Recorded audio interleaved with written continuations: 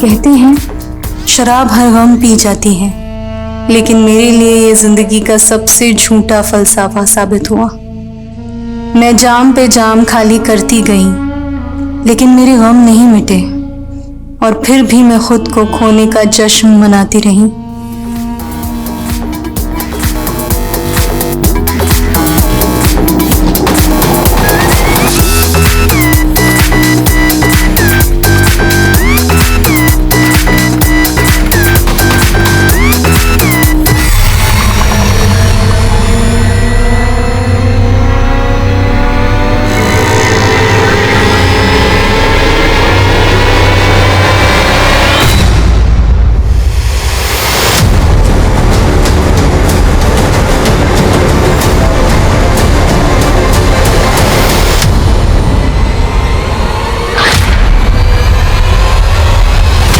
कहते हैं किसी की एक बुराई उसकी सारी अच्छाइयों को खा जाती है, पर बुराइयां किस में नहीं होती। कोई झूठ बोलता है, कोई नशा करता है, हम सब में कोई ना कोई खामियां होती हैं और हम सब अपने अपने स्वभाव के हिसाब से जीते हैं। कल्पा का भी एक लाइफस्टाइल था और वो अपनी कमियों को सुधार के एक अच्छा इंसान बनने की कोशिश कर रही थी, लेकिन उसके साथ ज्यादतियां भी हो रही थी और उसकी जिंदगी एक दर्दनाक सा सफर बनकर रह गई थी।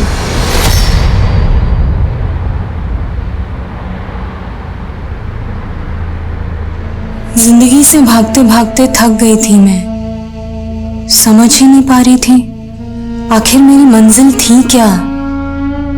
लेकिन मैं मरना नहीं चाहती थी, मुझे अपने परिवार के लिए जीना था। ये एक ऐसे गुनाह की कहानी है जहां क्राइम सीन का मंजर, अपराध का मकसद और अपराध का तरीका अचंभे से भरा हुआ था। साइड करो, चलो हट जाओ, सामने मत आओ कोई। ये एक ऐसी क्राइम मिस्ट्री थी जो पुलिस के लिए सॉल्व करना बहुत चैलेंजिंग था और उतनी ही चैलेंजिंग कल्पा की जिंदगी थी जिससे वो लगातार जूझ रही थी।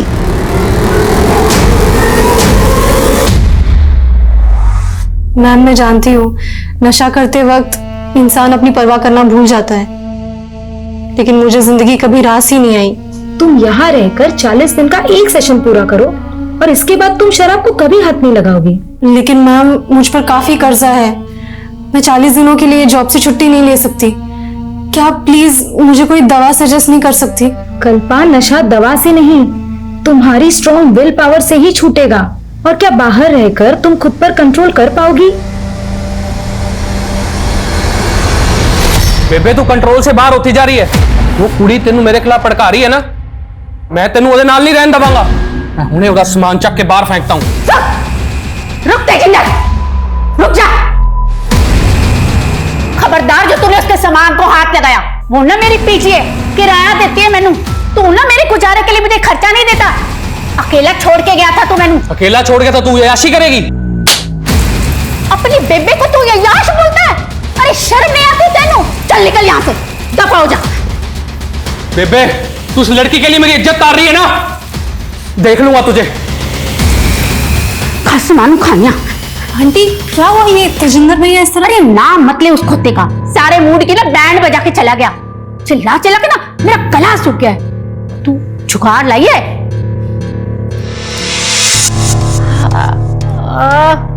वाह जी वाह, तू ना मेरी असली पुत्र है। वाह जी वाह।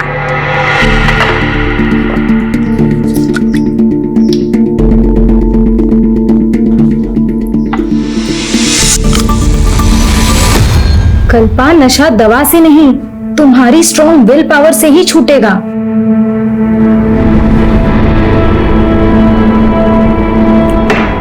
ओए, तूने अपने लिए पैक नहीं बनाया? नहीं आंटी, मैंने सोचा है आज के बाद शराब नहीं पीऊंगी।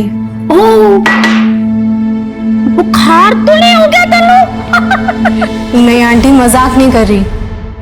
इस शराब की लत ने मुझे खुद से, अपनी फैमिली से दूर कर दिया, लेकिन अब मैं बदलना चाहती हूँ। और आंटी, मैं चाहती हूँ कि आप भी शराब छोड़ दो। अरे पुत्र, अब तो ये शरीर छोड़ने का वक्त आ गया। अब तेरे अंकल जी थे ना तब तक। आंटी, इसी गलतफहमी के कारण मैंने भी पीना शुरू किया था कि शराब पीकर मैं अपने सारे गम भुला दूंगी, लेकिन यही सोचकर हम सबसे बड़ी गलती करते हैं आंटी। एक काम कर, तू ना अज मेरे नाल आखिरी बार शराब पी ले। नहीं आंटी, आज शाम को नहीं बस है। थोड़ी सी पी ले मेरे खातिर।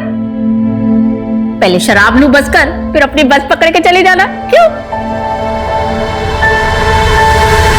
मैं एक परवानी की तरह थी, जानती थी आग से खेलूंगी तो जल जाऊंगी, लेकिन फिर भी ये खेल रुक ही नहीं रहा था।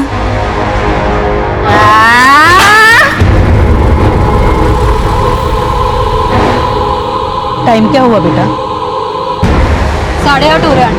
सर दर्द से फटा जा रहा है। एक काम करना, कंडक्टर से पूछना कि खाने के लिए बस कब रुकेगी। प्लीज बेटा। ठीक है आंटी।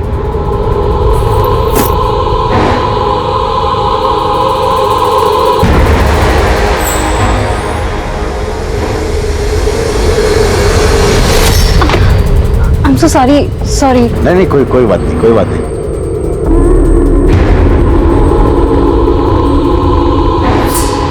भैया ये डिनर के लिए गाड़ी कहाँ रुकेगी? बस 10-15 मिनट में गुलशन ढाबा पहुंचने वाली है, बस वहीं रुकेगी। Okay, thank you.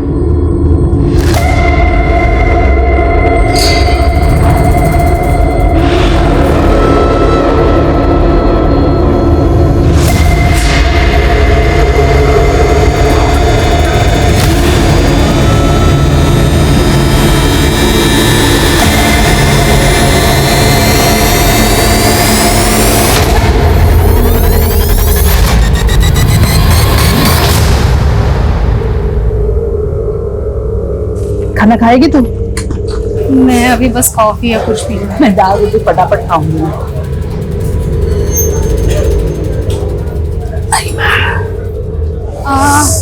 आंटी मैं अभी आती हूँ। हाँ,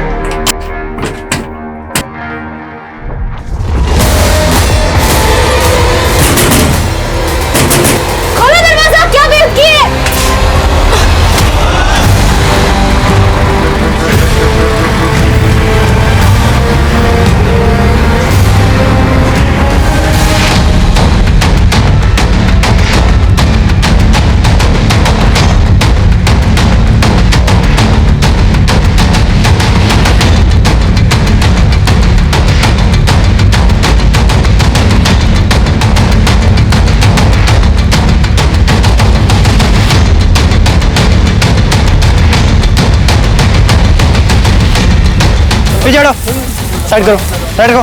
चलो हट जाओ। मनीष सर, ये देखो ब्लड का निशान। लगता है लड़की को इस तरफ से लाया गया। ये देखिए सर, यहाँ भी है, यहाँ भी है सर। आगे कहीं भी नहीं है सर ब्लड। ब्लड ट्रेल यहीं तक है सर। यहीं पे ढेर सारा खून पड़ा हुआ है। हाईवे नजदीक है सर। हो सकता है सर इसलिए वो ड्रैग करके यहाँ से वहां चली गई। अगर लड़की का रेप करके उसको यहाँ फेंका गया होता तो लड़की के कपड़े भी यहीं होने चाहिए, लेकिन लड़की के कपड़े मिले हमें लड़की के पास। लड़की की कंडीशन देख के ऐसा लग रहा है कि जैसे बहुत ही हैवानियत के साथ उसका रेप हुआ है। Right sir. क्रिमिनल्स को लगा होगा कि लड़की मर गई, लेकिन लड़की सरवाइव कर गई। लड़की का होश में आना बेहद जरूरी है, क्योंकि ये लड़की हमें बता सकती है कि उसके साथ ये दरिंदगी किसने की है। Right sir. ऑफिसर, वो लड़की कोमा में चली गई है। डॉक्टर, इस लड़की का स्टेटमेंट लेना हमारे लिए बेहद जरूरी है। उस कंडीशन से बाहर कब आ पाएगी? फिलहाल ये बता पाना मुश्किल है।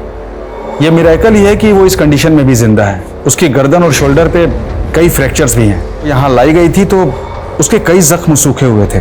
मतलब कल रात लगभग 12 बजे के आसपास उसको जख्म दिए गए हुए। अच्छा डॉक्टर, हमें लग रहा है कि लड़की के साथ गैंगरेप भी किया गया है। हमें भी ऐसा लग रहा है। हमने सीमन सैंपल्स भी कलेक्ट किए हैं जो हमने जांच के लिए भेज दिए हैं, जिससे हमें पता लग जाएगा कि उसके साथ कितने लोगों ने गैंगरेप किया है। पिछले 24 घंटे से वो लड़की जिंदगी से जूझ रही। हमें भी खुद को चैलेंज देना है। अगले 24 घंटे के अंदर हमें उस लड़की की पहचान पता करनी है, ताकि हमें यह पता चल सके कि वो लड़की उस जगह पर कैसे पहुंची और उसके साथ ये दरिंदगी किसने की? लेकिन सर, हमें किसी भी थाने में उसकी कोई मिसिंग कंप्लेंट नहीं मिली। आसपास भी इंक्वायरी की लेकिन कुछ भी हासिल नहीं हुआ। हो सकता है सर वो लड़की इस एरिया की हो ही नहीं। भले ही वो लड़की इस एरिया की ना हो, पर उसके गुनहगार तो इस एरिया के हो सकते हैं। इस एरिया के जितने भी उठाए गए हिस्ट्री शीटर हैं सबको उठाओ, कुटो। पुलिस कोई कोताही नहीं बरत रही थी। उन्होंने कई लोकल गुंडों और हिस्ट्री शीटर्स को इंटरोगेट किया, लेकिन कोई सफलता हासिल नहीं हुई। और कल्पा का परिवार कहाँ था, वो अभी तक उसकी पहचान के लिए सामने नहीं आया था। कल्पा, उठ जा बेटा, 8 बज गए। उठो उठो जल्दी, उठो ना बेटा। चलो उठो, 8 बज गए ना बेटा, उठ जा। मंजुला, सोने दे इसे कुछ देर और। वैसे भी आज संडे है, इसे कौन सा कॉलेज जाना है? पापा, आप संडे को कहाँ जा रहे हो? फैक्ट्री में बड़ा ऑर्डर आया है, संडे का एक्स्ट्रा पार्टी कमाने का मुझे भी मौका मिला है। नहीं पापा, आप वैसे ही रोज ओवर टाइम करते हो, कम से कम संडे को तो आराम कर लिया करो। एक बेटी का बाप हूँ मैं, कल को तेरी शादी भी तो करनी है। नहीं, मुझे शादी नहीं करनी। बीए पूरा होते ही मैं भी जॉब करूंगी। मुझे आपका हाथ बटाना है। इतनी जल्दी मुझे विदा करने का मत सोचो आप लोग।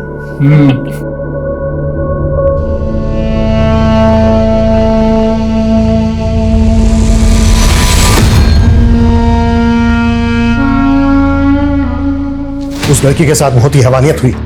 पिछले 24 घंटे में हम कुछ भी पता नहीं कर पाए। सभी पुलिस हेडक्वार्टर में लड़की का फोटो भेज दिया सर। न्यूज़पेपर्स और सोशल मीडिया में भी लोगों से अपील की कि अगर कोई इसे जानता है तो सामने आए। लेकिन तब तक हम चुपचाप नहीं बैठ सकते। उस लड़की के साथ इतनी ज्यादती हुई है कि वो कोमा में चली गई। जिंदगी और वक्त ठहर गया उसके लिए। अगले 24 घंटे में क्या क्या एक्शन लेने वाले हो, टाइम फ्रेम करो। कैसे भी करके हमें उस लड़की की पहचान पता करनी है। Right sir. मेरे जख्मों ने मुझे नई पहचान दी है। मत पूछ कि अब जिंदगी ने क्या सौगात दी है। अब किस दर्द से उम्मीद करूं तुझसे, जिंदगी से टूटकर बस मौत को आवाज दी है। सर, ये मेरी सोशल मीडिया फ्रेंड है। मैंने जैसे ही अखबार में इसकी फोटो देखी, मैं यहाँ चला आया।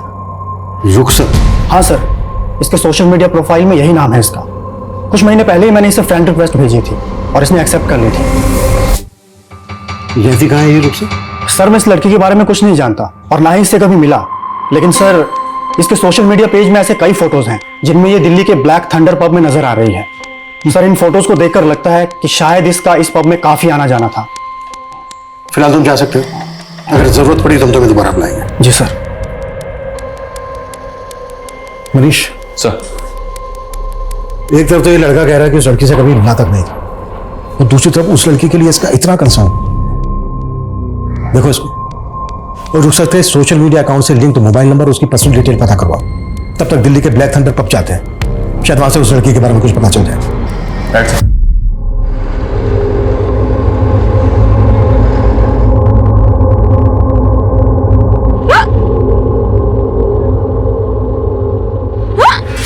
लगता है तुम्हें कोई याद कर रहा है बेटा।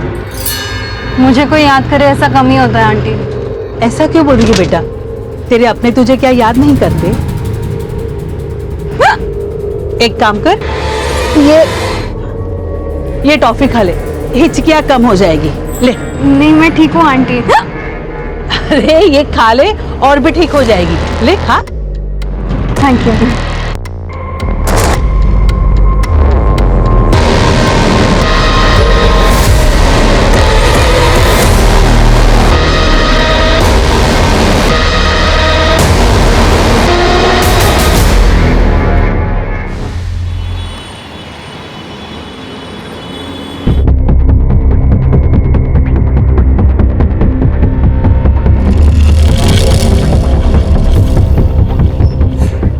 Yes sir, how can I help you?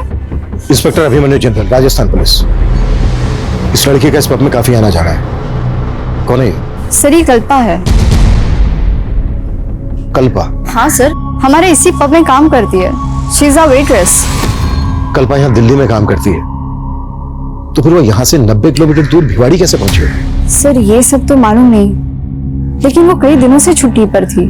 रहती कहाँ है कल्पा? वैसे तो वो हिसार की रहने वाली है, लेकिन वो पोमिला आंटी के साथ पीजी रहती है, और पोमिला आंटी भी हमारे रेगुलर कस्टमर है। कल्पा इस पब की एक कस्टमर के यहाँ बिजी रहती है? सर, कल्पा में हर किसी को अपना बनाने की क्वालिटी है। और सभी लोग उसे लाइक करते हैं यहाँ। और पोमिला आंटी से तो उसकी इमोशनल बॉन्डिंग हो गई थी। सिर्फ पोमिला आंटी अकेली रहती थी, इसलिए उन्होंने कल्पा को अपने साथ रख लिया था। ये सोशल मीडिया अकाउंट कल्पा का ही है? हाँ सर। तो फिर ये रुखसत के नाम से क्या है? सर एक्चुअली पोएट्री नेम है और उसे शेरो शायरी का बहुत बड़ा शौक है और वो अलग ही मूड की लड़की है। इस उम्र में भी उसके बातों में डेप्थ है। अब जिंदगी पे मौत भारी है, मुझे गले लगा लो, अब रुखसत की बारी है। अब सॉरी मैम, वो मेरी फोन की बैटरी चली गई थी, नया शेर भूल ना जाओ तो इसीलिए मैंने लिख दिया। I am so sorry. लेकिन तू ऐसे थॉट्स लाती कहाँ से कल्पा? दर्द को जुबान दे दो तो शेर भी बन जाते हैं। लेकिन तेरे दर्द सिर्फ तुझे शायर नहीं, तुझे शराबी भी बना रहे हैं। सर उसे शराब की बहुत बुरी लत लग गई थी। कुछ तो ऐसा था जो उसे अंदर ही अंदर परेशान कर रहा था। कल्पा इस वक्त जिस हालत में है, तुम्हें किसी पर शक है कौन कर सकता है उसके साथ इतनी दरिद्री? नहीं सर, लेकिन कुछ टाइम पहले उसके साथ बहुत बुरा हुआ था।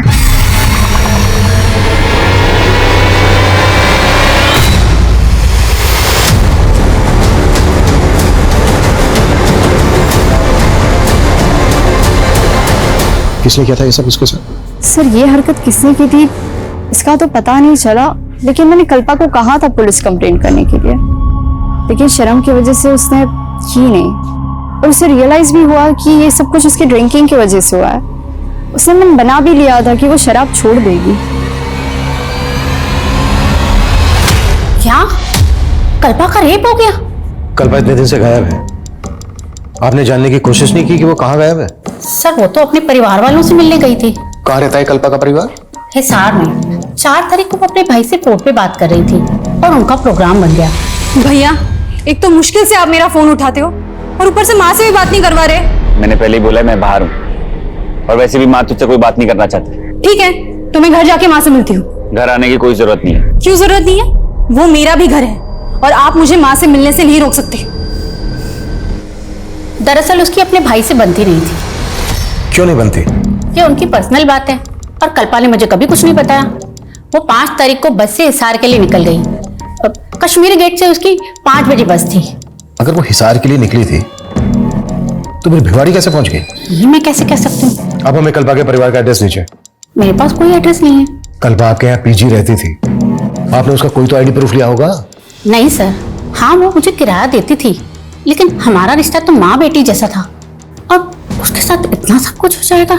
सर मैं उससे मिलना चाहती हूँ। एक कांस्टेबल को कश्मीरी गेट भेजकर ये पता करवाओ कि 5 तारीख की शाम को कल्पा ने वहां से किसी बस में बोर्ड किया था क्या? और ये भी पता करवाओ कि कल्पा हिसार जाने वाली थी, वो हिसार नहीं पहुंची तो उसकी फैमिली ने उसको ढूंढने की कोशिश क्यों की?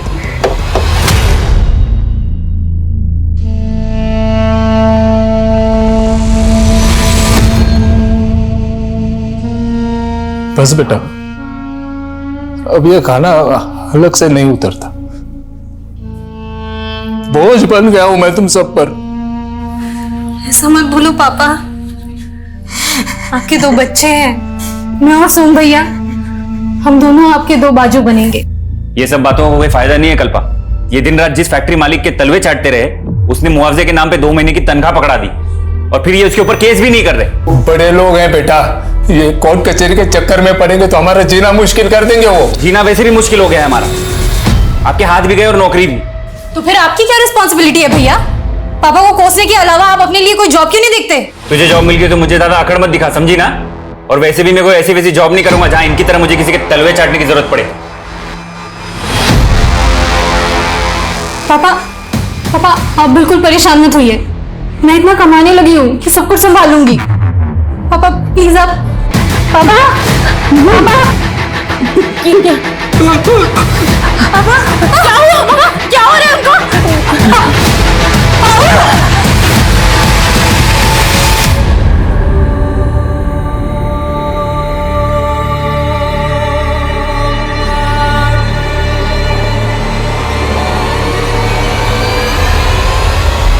सर ये कश्मीरी गेट बस स्टैंड की फुटेज है। 5 अक्टूबर की शाम को कल्पा ने दिल्ली से जयपुर जाने वाली बस पकड़ी थी, जबकि पोमिला ने हमें बताया था कि कल्पा उस शाम को हिसार जाने वाली थी।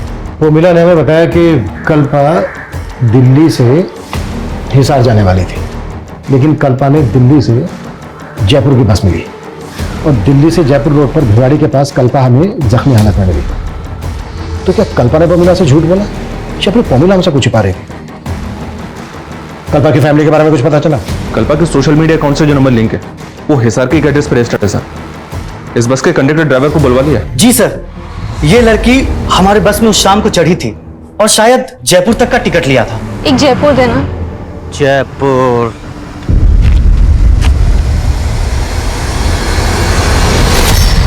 ये लड़की जयपुर जा रही थी तो फिर हमें जख्मी हालत में भिवाड़ी में कैसे मिली? सर मुझे कुछ समझ नहीं आ रहा सर। रेप हुआ इस लड़की के साथ। देख, अगर कुछ भी छिपाया ना हमसे तो हम कुछ नहीं छिपा रहे हैं सर, लेकिन हाँ सर, जयपुर पहुंचने पर हमें एक सवारी का बैग मिला था। सर वो बैग हमने जयपुर बस स्टैंड के लगेज रूम में जमा करवा दिया था। हमारी बस रोजाना रात डिनर के लिए गुलशन ढाबे पर रुकती है और गुलशन ढाबा भिवाड़ी से 15-20 किलोमीटर पहले ही पड़ता है। तू कह रहा है कि वो बस डिनर के लिए गुलशन ढाबा पर रुकी, वो लड़की बस से उतरी लेकिन वापस बस में नहीं चढ़ी? हमें ये याद नहीं है सर। उस बस में जो जो पैसेंजर ट्रेवल कर रहे थे सबकी डिटेल दे, हमें याद दिलाते हैं तुझे। सर ये लंबे रूट की बस है, हर रोज नई सवारी बैठती है, अब इतना याद कैसे रहेगा? तो अपनी याददाश्त पे जोर डाल। जब तक इसको सब कुछ याद नहीं आ जाता ना, जाने मत देना यहाँ से। और तेरे बस का ड्राइवर आने वाला था, वो आया क्यों नहीं अभी तक? कहाँ है वो? सर आज वो ड्यूटी पर नहीं आया था, लेकिन हमने उसे आने को बोला है। याद दिलाओ इसको। सर हमने क्या किया है सर? हमें क्यों पकड़ रहे हैं सर? तो उस लड़की की बॉडी पे जो फीमेल सैंपल्स मिले थे उनमें से एक ही डीएनए मिला है। इसका मतलब सर उस लड़की का रेपिस्ट एक ही है और हम समझ रहे थे कि लड़की का गैंग रेप हुआ। चलते हुए हाईवे पे एक अकेला आदमी एक लड़की के साथ इतना कुछ करे और लड़की रिटेलिएट ना करे, पॉसिबल नहीं है। क्या वाकई में रेप करने के बाद लड़की को जख्म दिए गए होंगे? सर आप ये कहना चाह रहे हैं कि लड़की के साथ रेप जख्मी हालत में हुआ है? वो बस डिनर के लिए गुलशन ढाबा पे रुकी थी, वहां चलते हैं। सर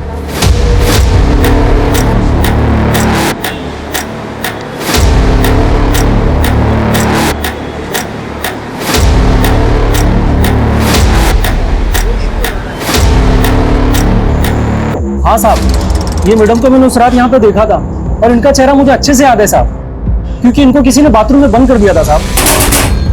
खोलो दरवाजा। कौन है वहाँ?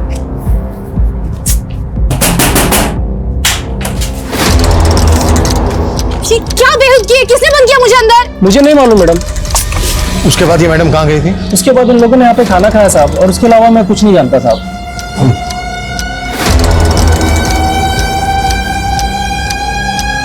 ये सीसीटीवी काम कर रहा है? जी साहब काम कर रहा है। हमें 5 अक्टूबर की रात की फुटेज चेक करना, दिखाओ। हाँ साहब आइए। हाँ शर्मा बोलो। सर 6 अक्टूबर की सुबह जो बैग बस में मिला था वो मैंने चेक किया, उसमें कल्पा का आईडी और लेडीज के कुछ कपड़े थे। सर मुझे लगता है वो बैग कल्पा का ही है। कल्पा खुद से तो अपना बैग बस में छोड़ेगी नहीं। इसका मतलब ये है कि कल्पा के साथ जो कुछ भी हुआ है वो इसी सफर के दौरान हुआ है। साहब हमने कुछ नहीं किया साहब, हमें जाने दीजिए देना साहब।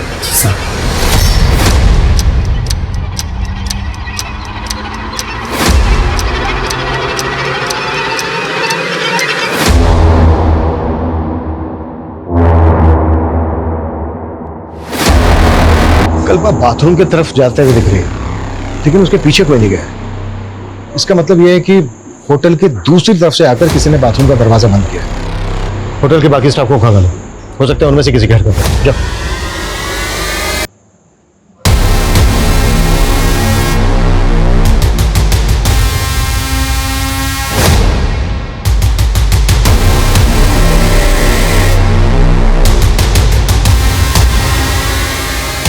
सर कहीं ऐसा तो नहीं कि वो लड़के उस रात कल्पा को अपने साथ कार से ले गए?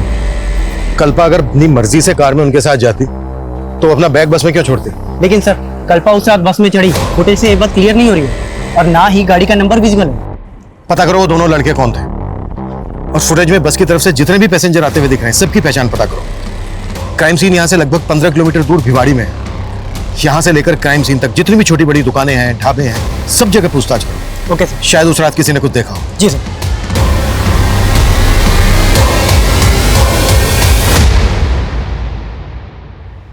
मनीष हिसार पहुंचे? मेरी बेटी के साथ इतना सब कुछ हुआ, कहाँ है वो? मुझे उसे मिलना है, मुझे। मनीषा हेल्प करो। माँ जी संभालिए अपने आप। माँ जी संभालिए। माँ जी को कल्पा की बहुत फिक्र लगी रहती थी और कल्पा भी पता नहीं किन लोगों की संगत में पड़ गई और शराब पीने लग गई और कल्पा के साथ अब ये सब। पॉमेला ने हमें बताया था कि कल्पा हिसार आने वाली थी यहीं पर। नहीं सर, कल्पा ने अपने भाई को भी ऐसा ही बताया था फोन। कहाँ है वो? बुलाइए उसे। सोम जी तो काम के लिए आउट ऑफ टाउन गए हुए हैं। उन्होंने ऐसा हमें कुछ नहीं बताया। हमने सुना है कि सोम की कल्पा से बनती नहीं थी। नहीं सर, दोनों भाई बहन के बीच में ना सर बहुत प्यार था। पुलिस उस बस में ट्रैवल कर रहे पैसेंजर्स के साथ साथ उन 2 लड़कों की पहचान में भी जुट गई थी जो उस ढाबे में कल्पा के साथ देखे गए थे। लेकिन इस केस के कई और भी राजदार थे। जैसे जैसे ये केस आगे बढ़ रहा था, मीडिया में भी कल्पा को इंसाफ दिलाने की गूंज उठ रही थी। कितने साल से मैं तेरी शक्ल देखने के लिए तरस रही थी बेटा। मुझे क्या पता था मैं तुझे इस साल में देखूंगी। तू चुप क्यों है बेटा? बात कर ना, अपने माँ से बात कर। ये अपनी माँ से क्यों नहीं बात करी डॉक्टर साहब? माँ मुझे विश्वास नहीं हो रहा है कि आपने मुझसे बात करने के लिए फोन किया। मेरा बस चलता ना तो मैं तुझे यहाँ बुला लेती, लेकिन तेरे भाई के आगे मेरी एक भी नहीं चलती। लेकिन आप मेरे पास भी आकर रहना नहीं चाहती। सुना है तू शराब पीने लगी है, क्या ये सच है? वो माँ बोलना। अरे सुधा, मेरा फोन देखा क्या? माँ क्या हुआ? माँ बात तो करो। माँ हेलो।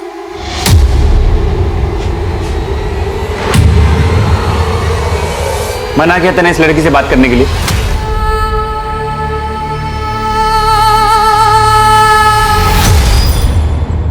कल रात इन लोगों को तुम्हारी बस में से उतरते हुए देखा गया। हमें इनकी पहचान करनी है। कहाँ मिलेंगे ये लोग?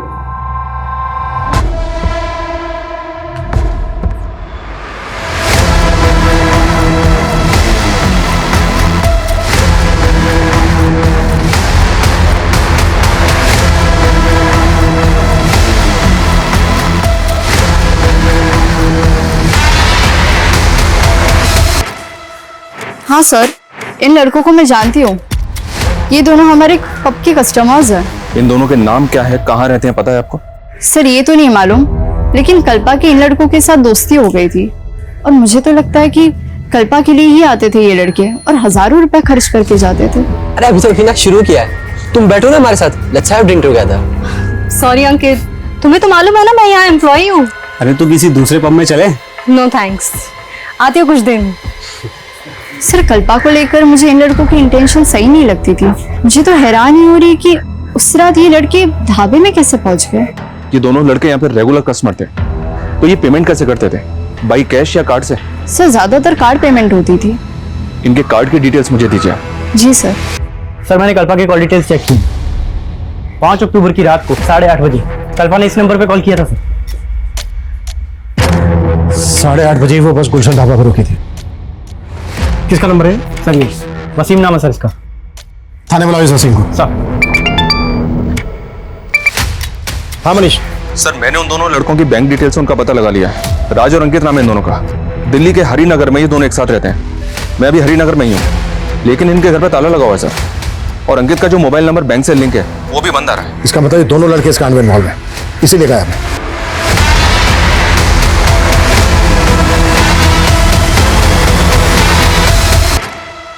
5 अक्टूबर की रात को उसके फोन से कॉल किया गया था तुझे, ये देख। 5 अक्टूबर। हाँ साहब, उस रात मुझे कॉल तो आया था, लेकिन नेटवर्क प्रॉब्लम की वजह से मुझे किसी की आवाज सुनाई नहीं दे रही थी। घुमा रहा है हमें। इन दोनों को भी जानता है ना तू? नहीं साहब, ना मैं इन दोनों को जानता हूँ, मैं ही उस लड़की को जानता हूँ साहब। मैंने कुछ नहीं किया साहब। लेकर जाओ इसको, इसकी याददाश्त भी तेज करो। सर चल। साहब मैंने कुछ नहीं किया साहब मैंने कुछ नहीं किया।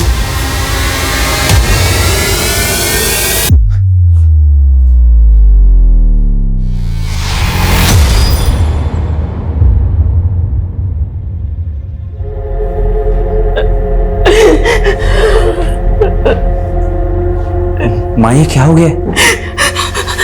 यही चाहता था ना तू कि वो हमेशा के लिए खामोश हो जाए। देख तेरे मंसूबे पूरे हो गए। कैसी बात कर रही है माँ? बहन है वो मेरी। लेकिन तू उसका भाई खिलाने के लायक नहीं है। पिछले 3 साल से मैं उसकी शक्ल देखने के लिए तरस रही। सिर्फ तुम्हारी वजह से मैं अपनी बेटी की शक्ल नहीं देख पाई। सिर्फ तुम्हारी वजह से। इस वसीम पे भरोसा नहीं कर सकते। इसका डीएनए लो और रेपिस्ट के डीएनए से मैच करो। सर, इन दोनों लड़कों में से ये लड़का अंकित अलवर का रहने वाला है। क्राइम के बाद से दोनों अलवर में थे, लेकिन अभी अलवर से भी गायब है। अंकित अलवर का रहने वाला है तो पता करो कि दूसरा लड़का कहाँ का रहने वाला है। मैंने कल्पा का सोशल मीडिया अकाउंट चेक किया था। कल्पा इन दोनों के टच में थी। इनके आईपी एड्रेस ट्रेस करो। इस हादसे से पहले कल्पा के साथ पब में किसी ने बदतमीजी की थी। पता करो वो लोग कौन है। राइट।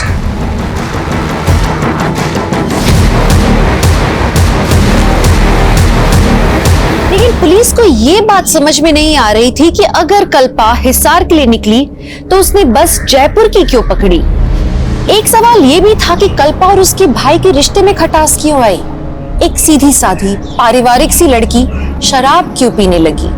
पुलिस ये जानने में लगी थी कि कल्पा के साथ कौन कौन पैसेंजर्स ट्रैवल कर रहे थे। तभी राज और अंकित जो उसके साथ ढाबे में देखे गए थे, उनमें से राज को उसके नेटिव एड्रेस चंडीगढ़ से अरेस्ट कर लिया गया।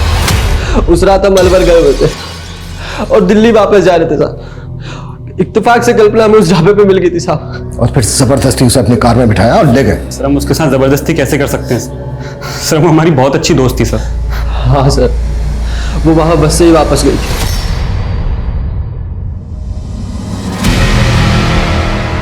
हमें पता चला है कल्पा हिसार जाने वाली थी, फिर उसने अपोजिट डायरेक्शन में जाने वाली जयपुर की बस क्यों ली? जयपुर कहां जा रही थी वो?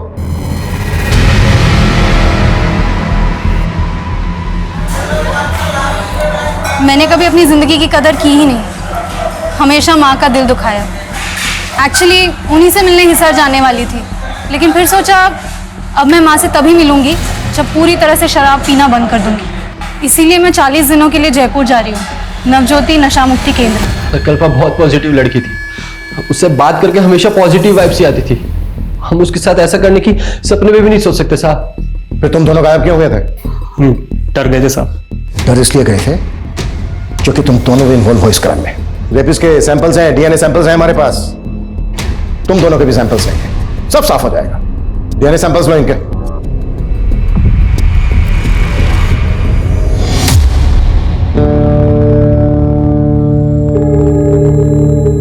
एक चाय लेना।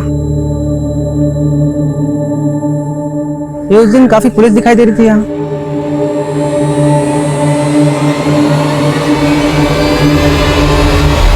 सर, हमने राज और अंकित दोनों के डीएनए सैंपल्स ले लिए हैं और दोनों अभी ये कह रहे हैं कि कल्पा गुलशन ढाबे से उस बस में ही चढ़ी थी।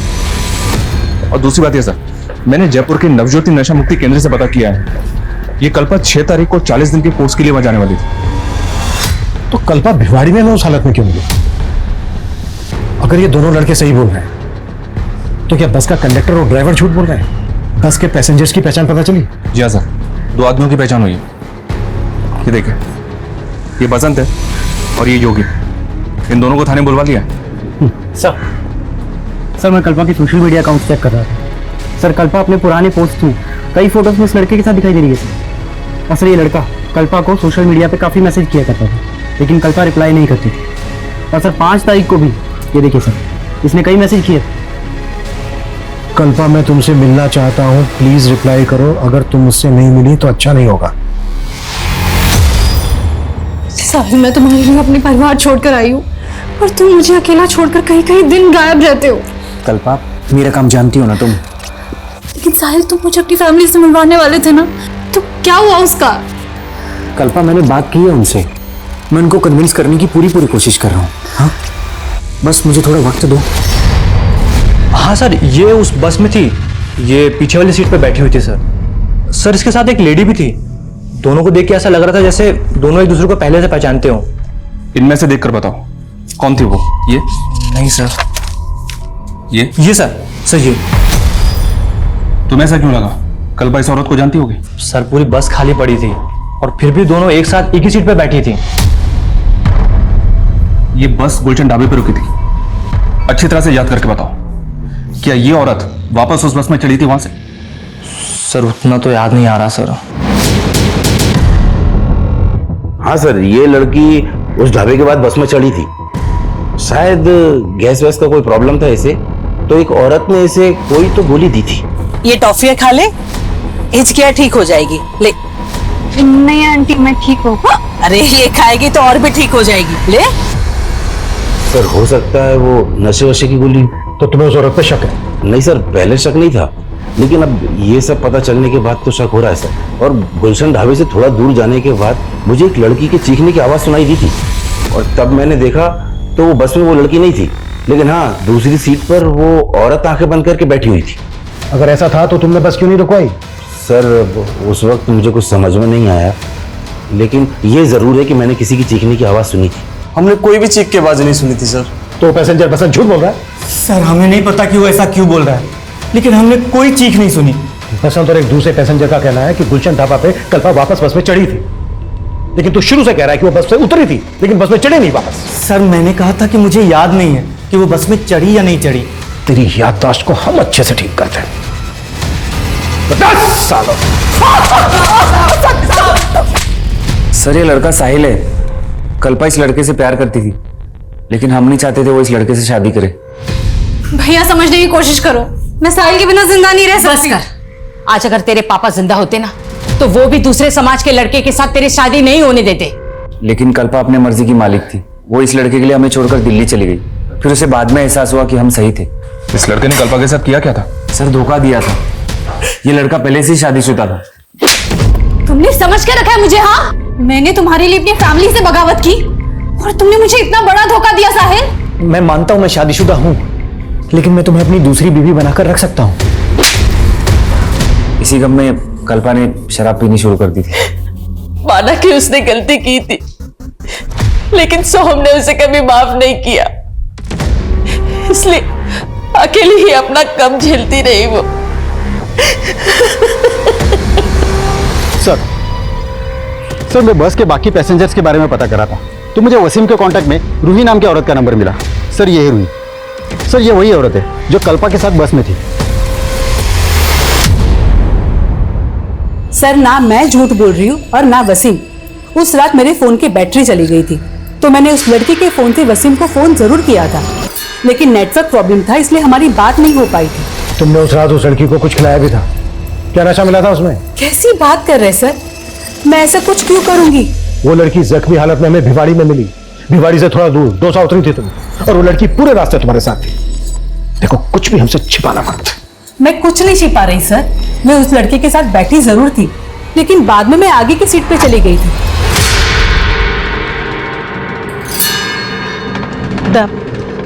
मुझे बहुत नींद आ रही है, एक काम करती हूँ मैं यहाँ आगे की सीट पे जाके सो जाती हूँ। हाँ ठीक है। फिर साहब मुझे दौसा पे उतरना था, तो मैं उठी तो मैंने देखा कि वो लड़की अपनी सीट पे नहीं है। मुझे लगा कि मुझसे पहले कहीं उतर गई होगी। तुमने उस लड़की की चीख या इस तरह की कोई आवाज नहीं सुनी? नहीं सर। सर मेरी पहली बीवी को भी मालूम था कल्पा के बारे में, और सर मैं कल्पा को अपनाना चाहता था, लेकिन वो समझने के लिए तैयार ही नहीं थी। कल्पा से तूने अपनी पहली शादी का सच छिपाया और अब उसी पे तोहमत लगा रहा है। ऊपर देख, वो तुझसे मिलना तक नहीं चाहती थी, मगर तू उसे मैसेज पे लगातार मिलने की धमकी दे रहा था। कहीं ऐसा तो नहीं कि तेरे दिल में जो उसके लिए नफरत थी, उस नफरत को निकालने के लिए तूने किसी और को हायर किया हो, उसे मारने के लिए? बोल। नहीं सर, मैं सच्ची कह रहा हूँ, मैंने कुछ नहीं किया है। तो ऐसे अभी भी 5 पैसेंजर्स की पहचान पता नहीं चली है जो उस वक्त बस में मौजूद थे जब कल्पा के साथ ये घटना घटी। क्रिमिनल इन 5 में से भी कोई हो सकता है। जल्द से जल्द इनकी पहचान पता करो। सर इस लड़के का नाम जतिन है।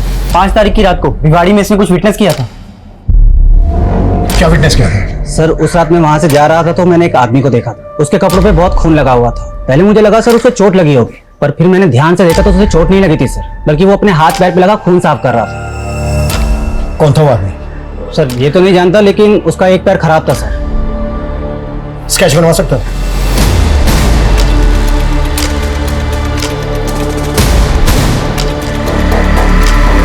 सर इसे मैं जानता हूँ, ये चने वाला बबलू है, बसों में चना बेचता है। सर उस रात हमारे बस में ये गुलशन ढाबा से चढ़ा था और डोसा में उतर गया था। कहाँ मिलेगा ये? साहब, आपको मुझे देख के ऐसा लगता है कि मैंने ऐसा किया है। मुझे फंसाया जा रहा है साहब। मैंने कुछ नहीं किया। मैं बेकसूर हूँ साहब। ये घुमा फिरा के बात मत कर। कल पेशी है तेरी कोर्ट में। जो किया है कबूल कर ले।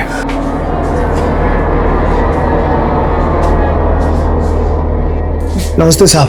उस रात एक विटनेस ने तुम्हारे कपड़ों और शरीर पे खून लगा देखा था। किसका खून था वो? मेरे कपड़ों पे कोई खून नहीं लगा था साहब। किसी बड़े आदमी को बचाने के लिए मुझे जैसे गरीब और फंसाया जा रहा है साहब। हमसे झूठ उगलवाने के लिए इन लोगों ने हमें बहुत टॉर्चर किया साहब। मैं बेकसूर हूँ साहब। मुझे बचा लीजिए साहब। पाठक, इन्हें बाहर ले जाइए।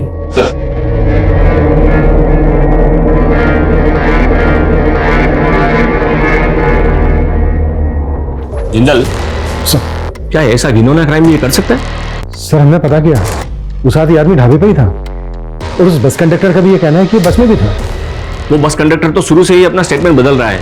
और इस बबलू के खिलाफ कोई तुम्हारे पास एविडेंस है? सर हमने डीएनए करवाया है, बस रिपोर्ट आनी बाकी है। मुझे उस आदमी का डीएनए टेस्ट चाहिए जिसने इस बबलू के खिलाफ गवाही दी है। और मुझे नहीं लगता ये बबलू ऐसा क्राइम कर सकता है। मजिस्ट्रेट के ऑर्डर के बाद पुलिस ने इस केस को और बारीकी से स्टडी करना शुरू किया। उस रात बस में मौजूद सभी पैसेंजर्स के उन्होंने डिटेल्स निकाले और 10 से ज्यादा सस्पेक्ट्स के डीएनए सैंपल्स कलेक्ट किए। सर, अभी तक जितने भी सस्पेक्ट्स पकड़े गए थे सबकी डीएनए रिपोर्ट आ गई।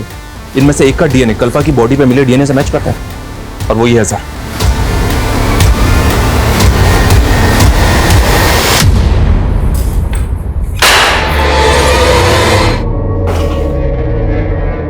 हो जा शुरू। साहब, जब मैंने उस रात उस लड़की को ढाबे पे देखा ना तो मैं देखता ही रह गया। बहुत सुंदर थी साहब वो। पहले मैंने उसको बाथरूम के अंदर बंद कर दिया, लेकिन वो बाहर आ गई। फिर मैं उसको दोबारा देखने लगा और उसकी नजर भी मुझ पे पड़ी।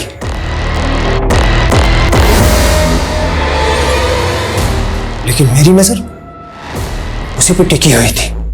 मैं जानता था कि वो जिस बस से आई है उसी बस से वापस जाएगी। बस के अंधेरे और कम पैसेंजर की वजह से मैं बस में चढ़ गया। बस डोसा रुकने वाली थी। डोसा से 2-3 किलोमीटर पहले फिर डोसा बस स्टॉप पे उतरकर मैं वापस आया। इसकी चीखें मुझे मेरे केबिन तक सुनाई देनी चाहिए।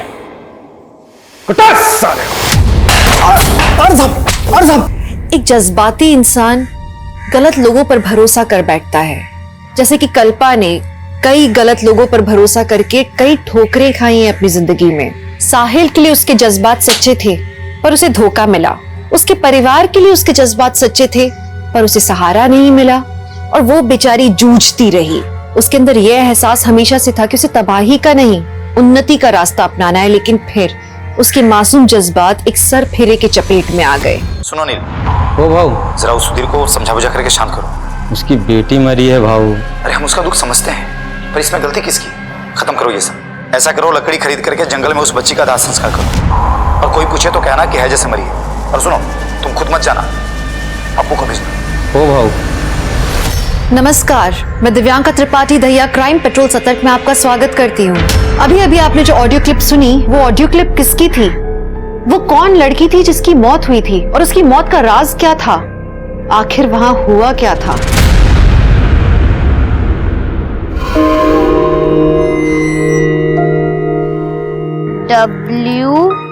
WORK work, hard work. HARDWORK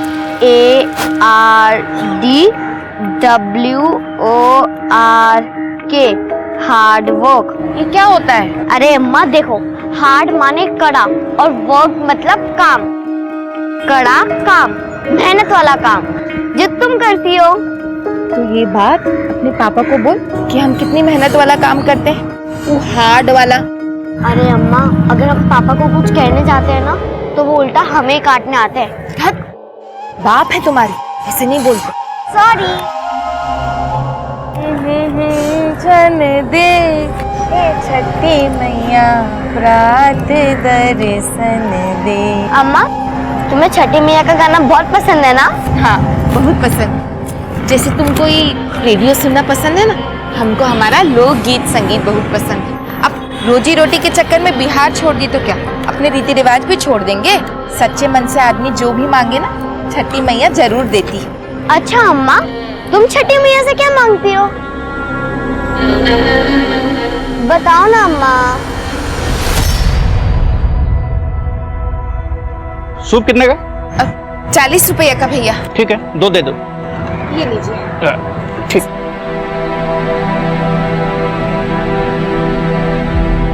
अम्मा 80 रुपए हुए, पर अंकल 90 रुपए दे गए। मैं देकर आती हूँ।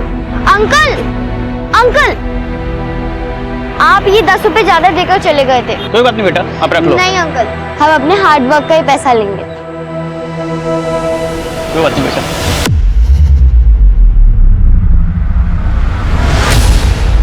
कहाँ गई थी वहाँ? वो पापा, वो अंकल 10 रुपए। चुप! तुमको कितनी बार बोले हैं कि इसको यहाँ बाजार मत लाया करो?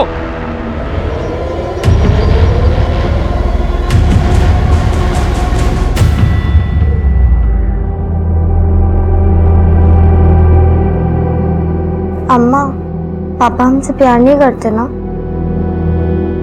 वो तो तुमसे बहुत प्यार करते हैं, बस उनको जताना नहीं आता। लेकिन आज तुम उस आदमी के पीछे क्यों गई थी? तुमको पता है ना पापा कितना गुस्सा करते हैं। अम्मा, हम पापा की मार खा सकते हैं पर गलत काम नहीं कर सकते।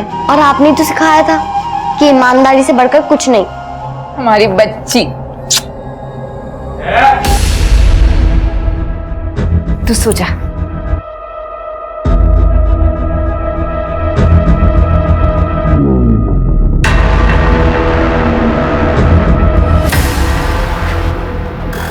आप राशि को बात बात पर डांटा मत कीजिए, बच्ची को बुरा लगता है। आप सुन रहे हैं ना हम क्या कह रहे हैं?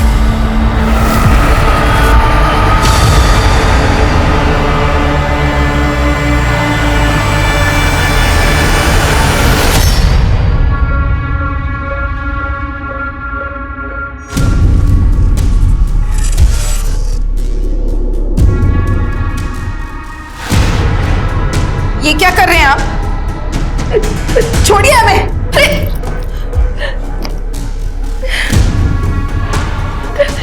क्या कर रहे हो? पति हैं हम तुम्हारे, पति का धर्म निभा रहे हैं। धर्म तो ना आप पति का निभा रहे हैं और ना ही एक पिता का। आप क्या कर रहे हैं हम दोनों जानते हैं, और ऐसा करने से कुछ होगा भी नहीं, ये भी जानते हैं। बाहर में जाओ।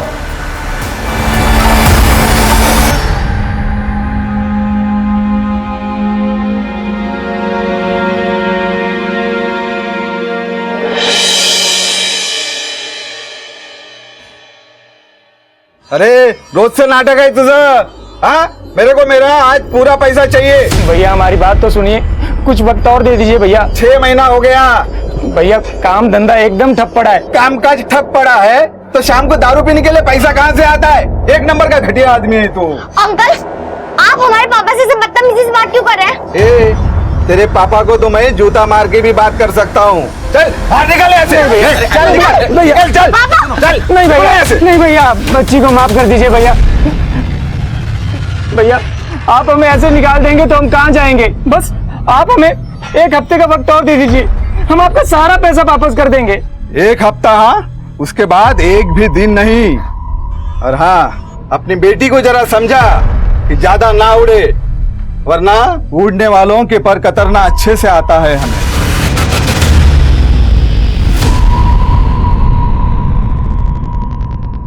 मंत्री जी, ये जमीन ले लीजिए, मिट्टी के भाव मिल रही है। सुधा, सुधा जल्दी आना सुधा। अरे जल्दी, इतनी देर कहाँ लगा? जल्दी चल। प्रणाम चाची। चल जल्दी।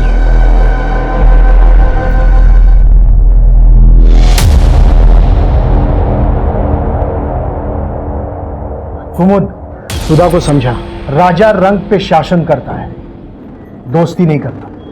दोस्ती बराबर वालों से होती है। बच्ची है वो। बच्ची है, इसलिए तुम्हें बोल रहा हूं उसे समझाने के लिए, नहीं तो मैं अपने तरीके से उसे समझा देता। हाँ?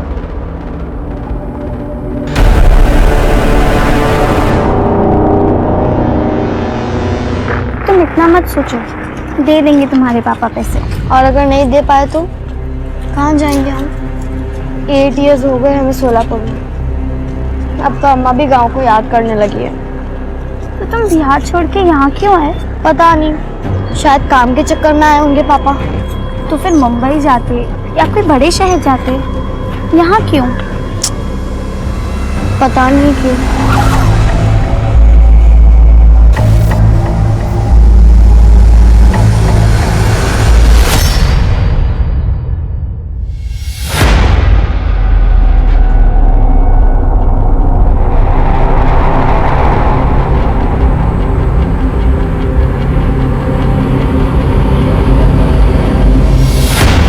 अरे तेरे को समझ में नहीं आ रहा क्या? इधर उमेश भाई का मंच लगेगा। अरे ऐसा मत कीजिए भैया। भाभी राशि राशि को राशि भाभी राशि भाभी राशि राशि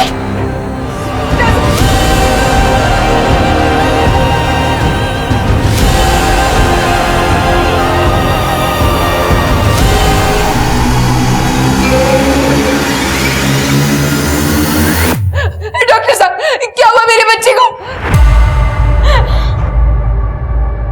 बोलिए ना डॉक्टर साहब, क्या हो गया राशि को? आई एम सॉरी, आपकी बच्ची नहीं रही। राशि राशि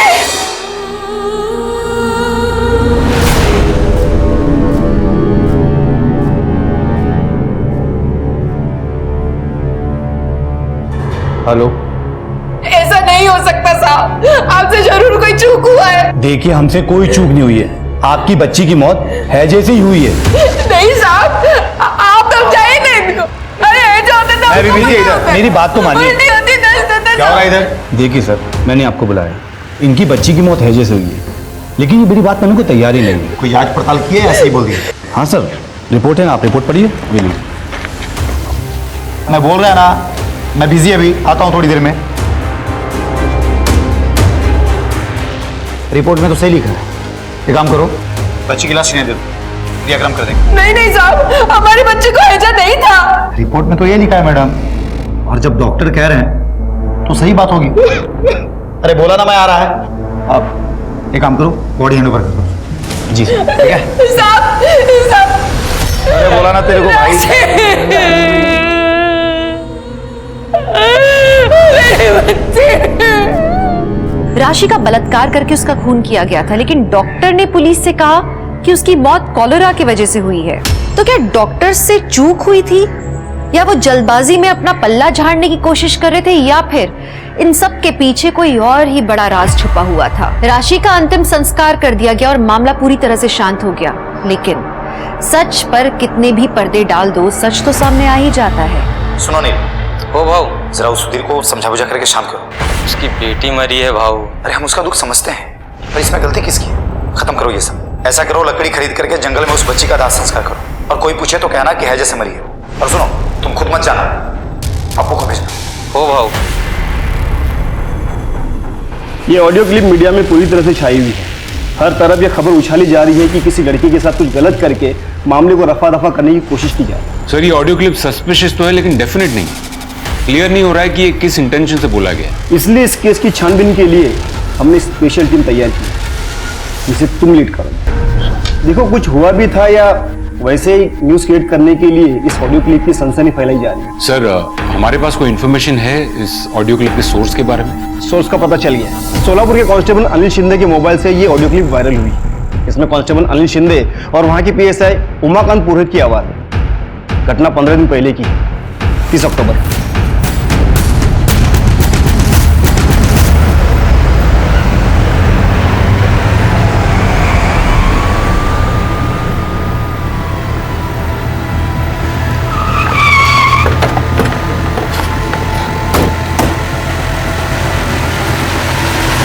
सुनो नील, हो भाऊ, जरा उस सुधीर को समझा बुझा करके शांत करो। उसकी बेटी मरी है भाऊ। अरे हम उसका दुख समझते हैं, पर इसमें गलती किसकी है? खत्म करो ये सब। ऐसा करो, लकड़ी खरीद करके जंगल में उस बच्ची का दाह संस्कार करो, और कोई पूछे तो कहना कि है जैसे मरी है। और सुनो, तुम खुद मत जाना, अप्पू को भेजना। हो भाऊ, तुम दोनों की आवाज है ना? सर, ये मेरी ही आवाज है, पर मुझे तो एक बात समझ में नहीं आ रही है इसमें ऐसा मैं क्या गलत कह रहा हूँ? अगर गलत नहीं कह रहे हो तो मीडिया को ऐसा क्यों लग रहा है कि किसी को मार कर केस को रफा दफा करने की कोशिश की गई? सर, कुछ रफा दफा करने की कोशिश नहीं की गई। मैं खुद अस्पताल गया था, बच्ची की लाश को भी मैंने देखा था, हैजे से मरी थी वो।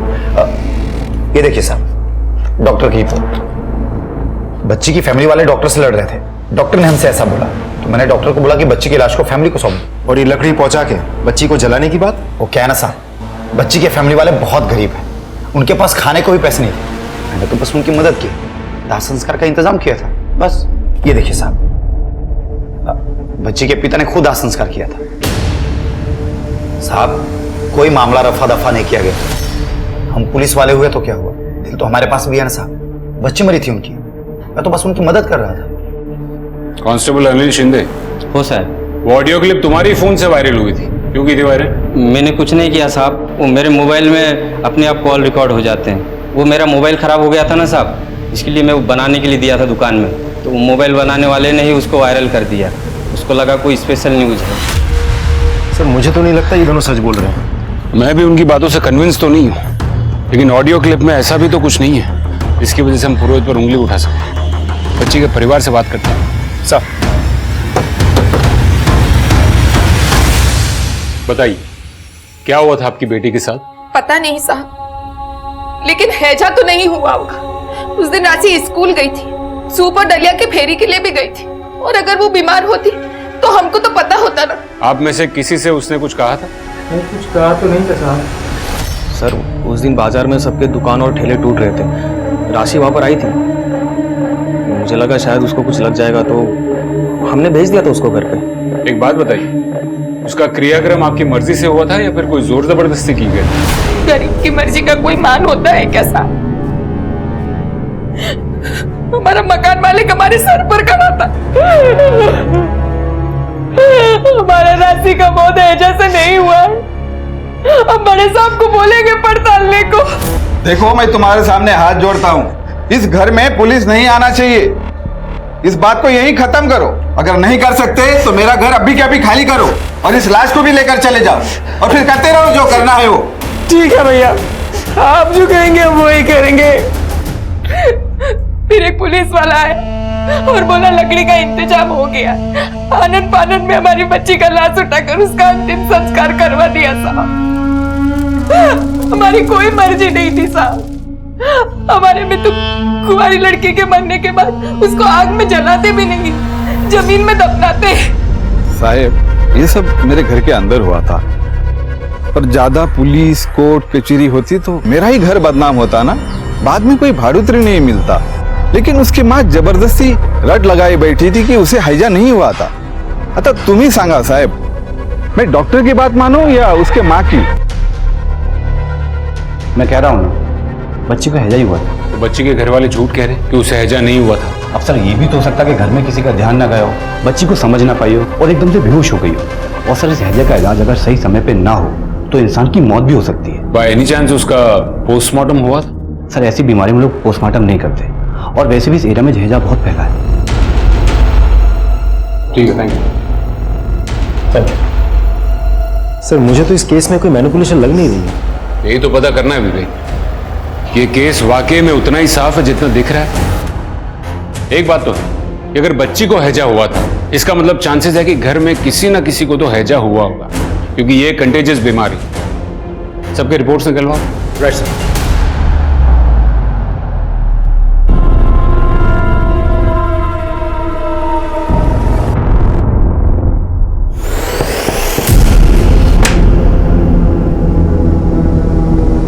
तुम फिर पी कर आए हो? चलना। प्रभात, जिंदगी बर्बाद करके रखती है तुमने मेरी। पूरा दिन कमर तोड़ मेहनत करती हूँ मैं, लेकिन तुम पूरा दिन शराब पी के ना पता नहीं कहाँ मुंह मारते फिरते हो। चे चे चे, घर में घुसाने की तेरी चक शुरू हो जाती है। चल। प्रभात, प्रभात, तुम मुझे तुमसे बात करनी है प्रभात।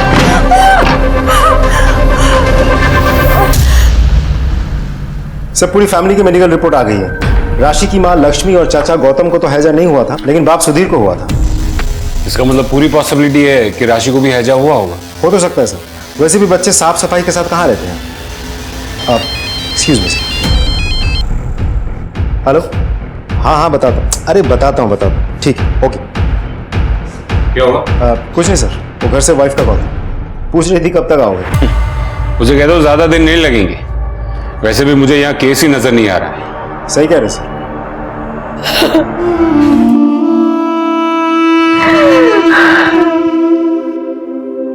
हाय, आई एम राशि Saroj. I am 14 years.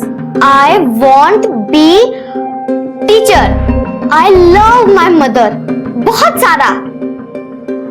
I love my father also.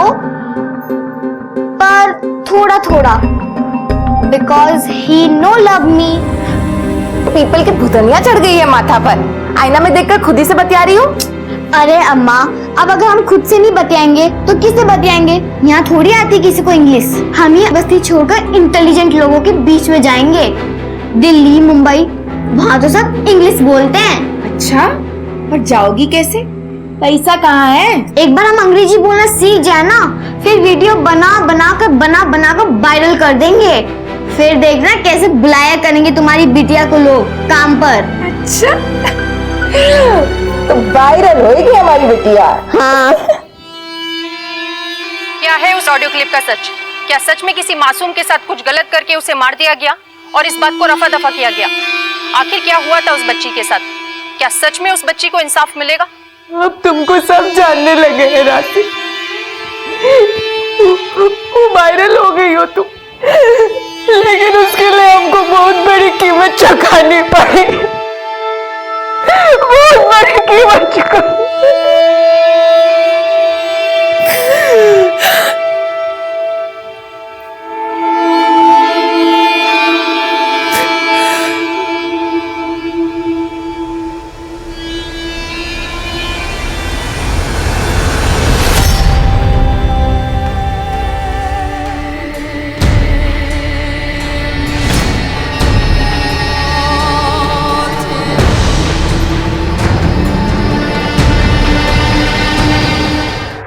साहब, कुछ पता चला हमारी बच्ची के साथ क्या हुआ था साहब? देखिए, अब तो हमें भी ऐसा लग रहा है कि राशि को हैजा ही हुआ था, और तो और आपके पति को भी हैजा हुआ था। हमको नहीं पता साहब, लेकिन हमारा मन नहीं मान रहा है। हमको ऐसा लगता है कि हमारी बच्ची के साथ कुछ तो गलत हुआ था।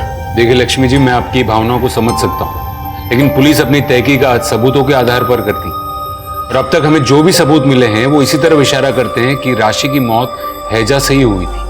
हम जानते हैं आप लोग बहुत व्यस्त रहते हैं। राशि के बारे में छानबीन करने के अलावा भी दुनिया भर का काम पड़ा है आपके पास।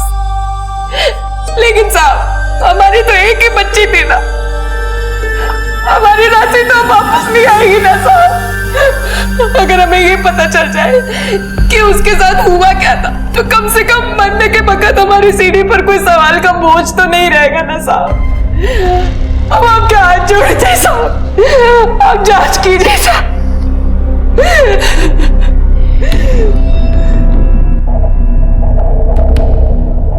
सर, ये डॉक्टर दिनेश की रिपोर्ट और ये राशि की death certificate. But I am sorry sir, मुझे समझ में नहीं आ रहा हम ढूंढ क्या रहे हैं। मुझे भी नहीं पता विवेक, लेकिन अगर राशि की मां इतनी कॉन्फिडेंट थी कि राशि को हैजा नहीं हुआ था, कुछ और हुआ था, तो आई एम श्योर कि हमें कुछ ना कुछ जरूर मिलेगा। लेकिन सर, हम इस केस को ऑलरेडी इतने अच्छे से स्टडी कर चुके हैं, कुछ भी तो सस्पिशियस नहीं निकला।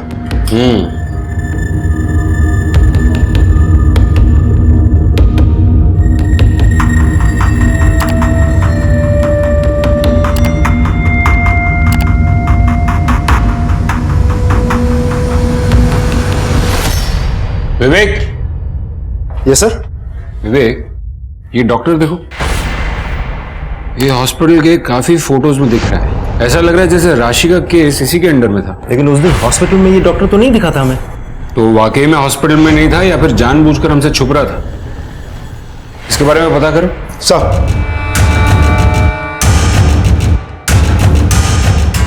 ये तो डॉक्टर मनीष है। डॉक्टर मनीष अभी कहाँ मिलेंगे? ये अभी यहाँ पर काम नहीं करते ये, कुछ 15 दिन हो गए इनको नौकरी छोड़े हुए।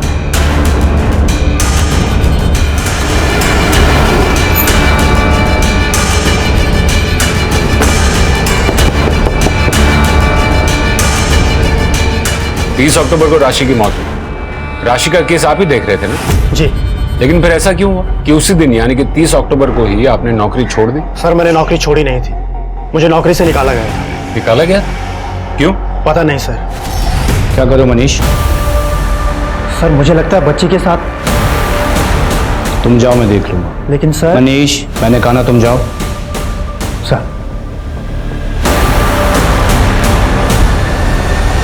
सर मैं श्योर तो नहीं हूं, लेकिन मैंने उस शाम को उसकी थाइस पर थोड़ा खून देखा था।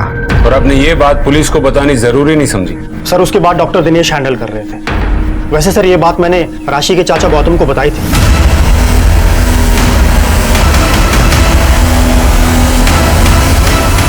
और उसी शाम को डॉक्टर दिनेश ने मुझे नौकरी से निकाल दिया। ठीक है, जरूरत पड़ी तो फिर से आपसे कांटेक्ट करेंगे। लेकिन सर गौतम ने हमें सब कुछ क्यों नहीं बताया? इसका जवाब तो गौतम ही देगा। वो सर वो मैं जब डॉक्टर मनीष ने तुझसे कहा कि राशि के बॉडी पर खून मिला था, तो ये बात तूने पुलिस को क्यों नहीं बताई? हमें सर ज्यादा कुछ समझ में नहीं आया था जो डॉक्टर मनीष ने कहा था। फिर बड़े वाले डॉक्टर ने कहा कि उनको हैजा है, तो सर हमको लगा कि बड़े वाले डॉक्टर को ज्यादा पता होगा, इसलिए ये बात हमने पुलिस से छुपाई थी सर। डॉक्टर मनीष को नौकरी से क्यों निकाला? सर डॉक्टर मनीष लापरवाह था, मैंने कई बार उसे वार्निंग दी, लेकिन उसकी लापरवाही में कोई फर्क नहीं पड़ा। आप ऐसे डॉक्टर की वजह से मैं अपने पेशेंट की जान खतरे में नहीं डाल सकता था, तो नौकरी से निकाल दिया उसे। भाई ये सब राशि के केस के चक्कर में तो नहीं किया? सर मैंने आपसे पहले ही कहा है, उसे हैजा हुआ था। डॉक्टर मनीष ने तो कहा था कि उसने राशि की बॉडी पर खून देखा था। हाँ सर था, वो बच्ची का महीना चालू था सर। राशि ने तो हमको नहीं बताया था साहब कि उसका महीना चल रहा था। अगर ऐसा होता तो हमें तो पता होता। उसको उन दिनों बहुत दर्द होता था। आप यकीन के साथ ये बात कह सकती? यकीन के साथ तो नहीं कह सकते। राशि की बॉडी घर में कहाँ मिली थी? घर के पीछे वाले हिस्से में साहब। यहाँ पड़ी थी हमारी राशि।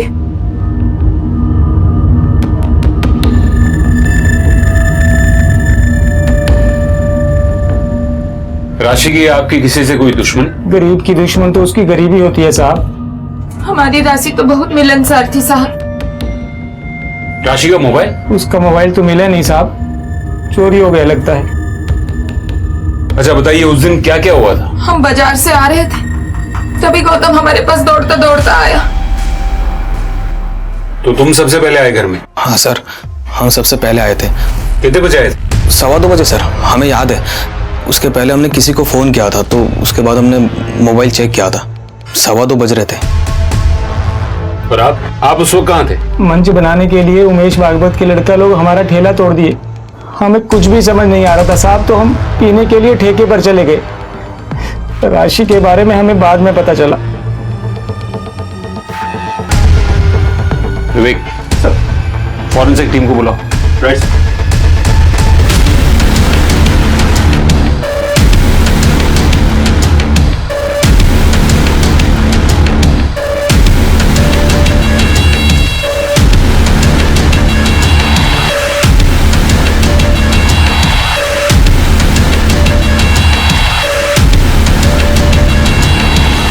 सर उस जगह पे जो दांत मिला है उसमें सिल्वर फिलिंग है। लक्ष्मी का कहना है कि राशि के दांत में कीड़े लगने की वजह से उसमें चांदी भरवाई गई थी। और जो नाखून मिला है उस पर वही नेल पेंट लगा है जो उस दिन राशि ने लगाया था। ये नाखून और दांत को डीएनए टेस्ट के लिए भेजो और पता करो कि ये राशि के है नहीं। सर आपको सच में ही लगता है कि राशि के साथ सच में ही कुछ गलत हुआ होगा? पक्के से नहीं कह सकते विवेक, क्योंकि घर के जिस हिस्से में वो लाश मिली थी वहां ज्यादा साफ सफाई होती नहीं। ऐसा भी हो सकता है कि ये दांत और नाखून पहले कभी टूट कर गिरे हो। एक और बात सर, क्राइम सीन में हमें ये बटन भी मिला है, लेकिन घर वालों का कहना है कि इस बटन के बारे में किसी को कुछ नहीं पता। विवेक ऐसा भी हो सकता है कि कोई घर पर आया था और उसका बटन ये टूट कर गिरा होगा। इस सब से कुछ साबित नहीं होता, कुछ भी हो सकता है। एक काम करो, राशि के बारे में सारी डिटेल्स निकालो, उसके दोस्तों से बात करो, आस पड़ोस में सबसे बात करो। Right sir. साहब जी अच्छा हुआ बच्ची मर गई, वरना उसका बाप ही उसे मार डालता, रोज मारपीट करता था। सुधा बेटा एक बात बताओ, राशि का कोई बहुत क्लोज फ्रेंड, कोई बहुत अच्छा दोस्त, कोई बॉयफ्रेंड, ऐसा कोई भी जिसके साथ वो बहुत ज्यादा समय बिताया करती थी? नहीं सर, ऐसा तो कुछ नहीं था। उसके साथ किसी की कोई दुश्मनी, कोई अनबन, कोई झगड़ा हुआ हो?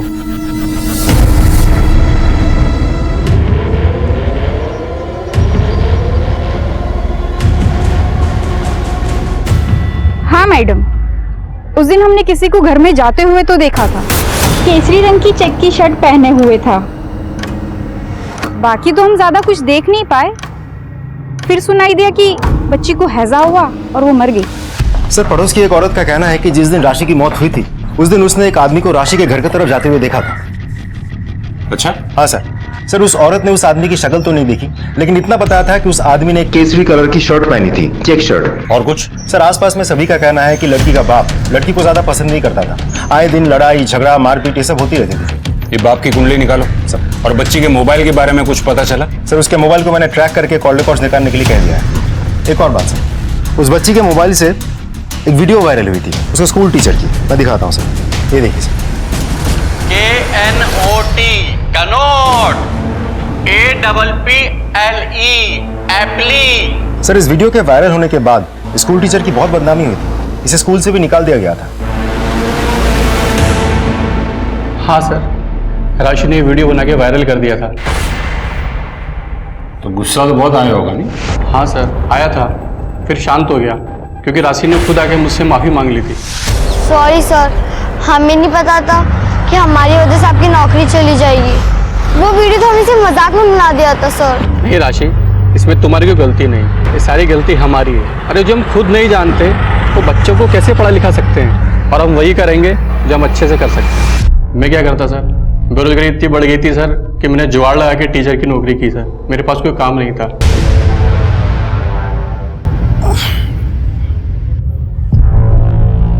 सुनो, एक कप चाय बना के दो ना। क्या कर रही है सब? नौकरानी हूँ मैं तुम्हारी? रात भर तुम शराब पियो और दिन को मैं तुम्हारी सेवा करूं? बस करो सुनैना, तुम गुस्सा मेरा। यस सर, शाम तक डिटेल्स भेजता हूँ। राइट सर, राशि के कॉल रिकॉर्ड्स आ गई। वो अक्सर एक लड़के से बात करती थी, नाम है पूरव भागवत। ये पूरव भागवत एक बहुत ही पावरफुल आदमी उमेश भागवत का बेटा है। ये राशि पूरव भागवत से बात क्या करती होगी? सर, वो तो नहीं पता, लेकिन पूरव की बहन सुधा राशि की बेस्ट फ्रेंड थी। फिर तो ये भी हो सकता है कि सुधा अपने भाई का फोन यूज करती हो राशि से बात करने के लिए। हो तो सकता है सर, लेकिन एक इंपॉर्टेंट बात है, वो फोन जिससे बात होती थी वो अभी भी एक्टिव है, लेकिन दूसरे सिम से। दूसरा सिम? सर। किसका सिम? उसका चाचा गौतम। कुछ मिला? नहीं सर। आप क्या ढूंढ रहे हैं साहब? सर! हाँ विवेक, ये देखिए, ये तुम्हारा कमरा है? हाँ साहब, इसी का कमरा है। और ये राशि का मोबाइल है? हाँ हाँ साहब। राशि का मोबाइल तुम्हारे कमरे में क्यों छुपा है? बोल। सर वो राशि का चक्कर चल रहा था पूरब के साथ, और हम नहीं चाहते थे कि ये बात किसी को पता चले, इसलिए हमने ये फोन हमारे पास छुपा के रखा था सर। ये पूरब को उठाओ। सर, तो राशि और तुम्हारा अफेयर चल रहा था? सर, मैं राशि को बहुत लाइक करता था, वो भी मुझे लाइक करती थी, लेकिन फिर एक दिन अचानक से उसने मुझसे बात करना बंद कर दिया।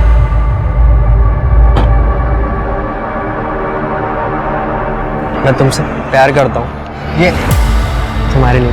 तुम समझते काहे नहीं? पहले पापा हमारी शादी के पीछे पड़े हुए हैं। बड़ी मुश्किल से अम्मा उन्हें रोक रही है। अगर उन्हें हमारे बारे में पता चला तो फिर वो अम्मा की भी नहीं सुनेंगे। चल सुधा। तो कहीं गुस्से में तुमने ही तो?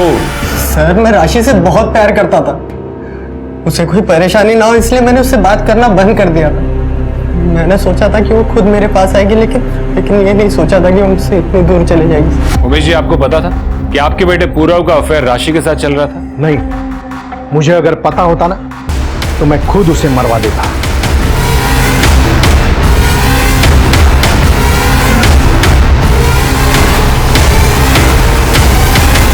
सर, ये बहुत पावरफुल आदमी है।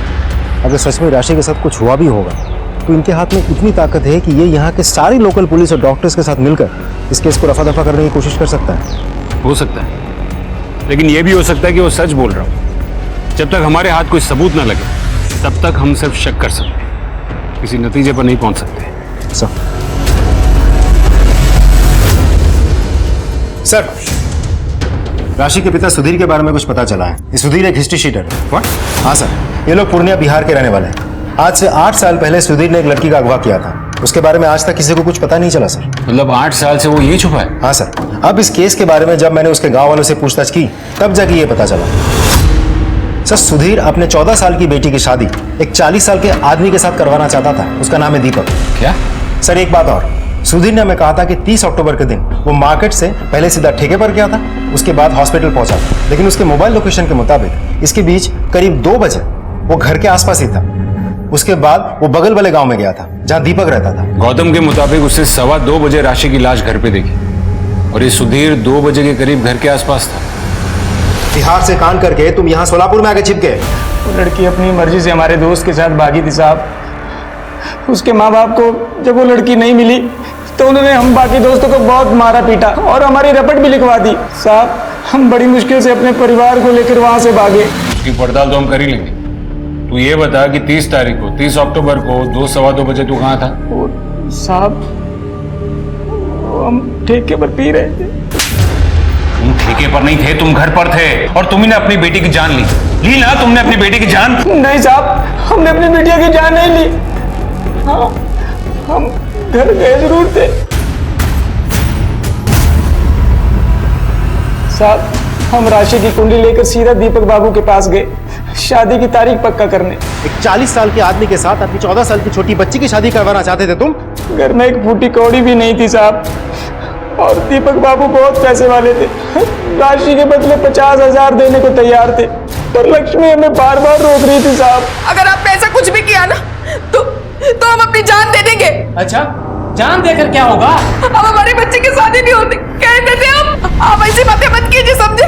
भूल जाइए इस बारे में। हमको पता चला कि तू अपनी बेटी से बहुत नफरत करता था, उसे मारता पीटता था। हमें बेटा चाहिए था साहब।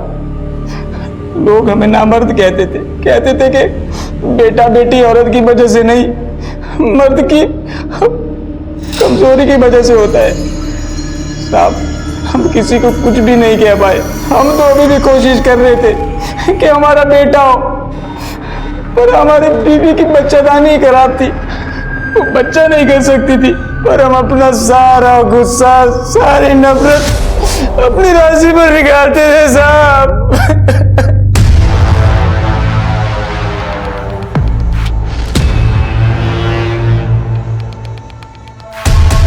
सर डीएनए रिपोर्ट आ गई है। वो दांत और नाखून राशि के ही थे। डीएनए से तो कंफर्म हो गया, लेकिन ये कैसे कंफर्म करेंगे कि राशि के साथ वाकई में कुछ हुआ था?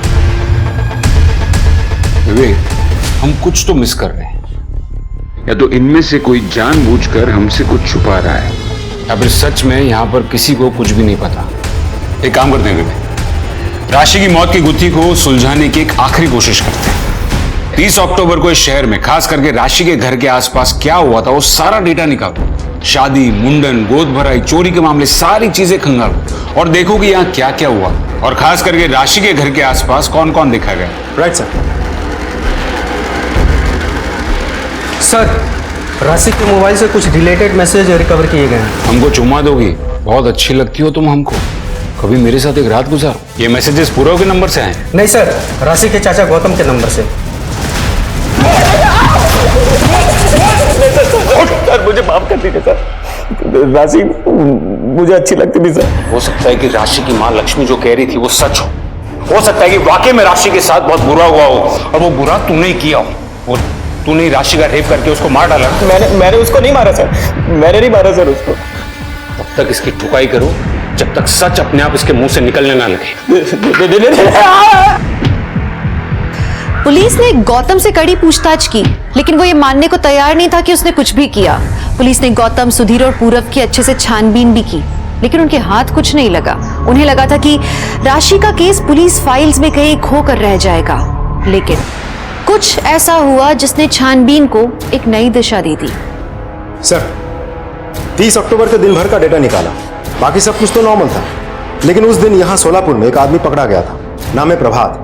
ये प्रभात 29 अक्टूबर को अपनी वाइफ का मर्डर करके उसके बॉडी के 8 टुकड़े करके अलग अलग जगह डंप कर रहा था। यहाँ सोलापुर से भी उसके बॉडी के 3 टुकड़े बरामद किए गए थे। फिर पुलिस ने उसे सोलापुर हाईवे के पास से गिरफ्तार किया।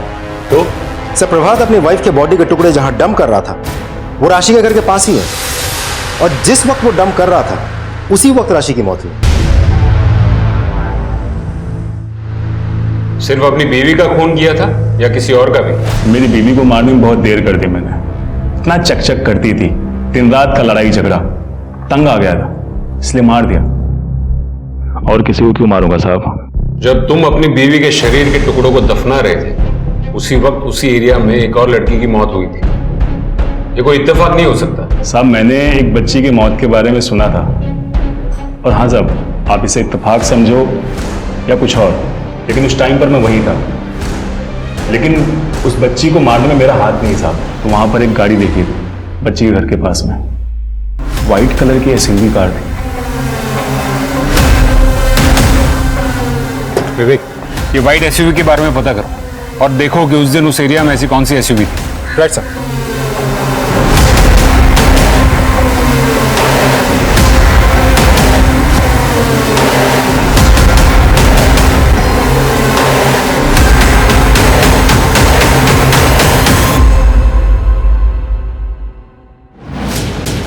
सर, उस व्हाइट एसयूवी का पता चल गया है। हमने पूरे शहर के सीसीटीवी फुटेजेस खंगाल डाले और वो गाड़ी इसी पुलिस स्टेशन में आई थी। अच्छा? Yes sir.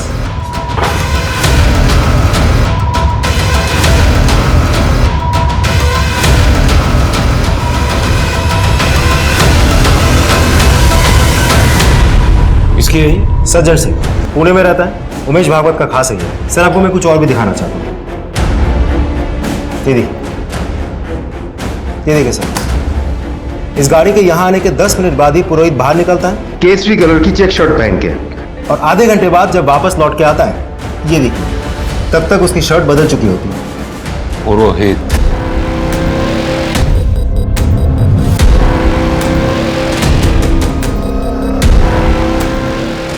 सर राशि के घर में जो बटन मिला था वो इसी शर्ट का है। ये देखिए सेम बटन, और इस शर्ट में ब्लड मार्क्स भी है। ये देखिए। और ये किसका खून है? राशि। और राशि की लाश जिस कमरे से मिली वहां हमें यूरिन के ट्रेसेस भी मिले, और वो यूरिन के सैंपल्स तुम्हारे सैंपल से मैच करते हैं। तुम लोगों ने मिलकर किया ना ये? और उमेश ने कहा था ना करने के लिए? नहीं, उमेश भाई ने नहीं कहा था ये करने के लिए, लेकिन मना भी नहीं किया था। अरे उमेश भाई, इन लोगों की इतनी औकात जो बगल में आके बैठेंगे। आपका राज ना तभी तक है जब तक ये लोग डर के रह रहे हैं। तुझे बुरा लगा क्या? अरे आपका लिहाज नहीं होता ना तो दिखा दो। तुम्हें किसने रोका? उमेश भाई के आदमियों ने मंच बनाने के लिए बवाल कर दिया था, तोड़फोड़ कर दी थी। वहीं से उस लड़की को हमने घर वापस जाते हुए देखा। वहां से हम सीधे थाने आए और पुरोहित को सब कुछ बताया। अरे तुम लोगों को बच्ची को जिंदा छोड़ना ही नहीं चाहिए था। तो कोई बात नहीं, टेंशन नहीं लो, मैं संभालेगा, ठीक है?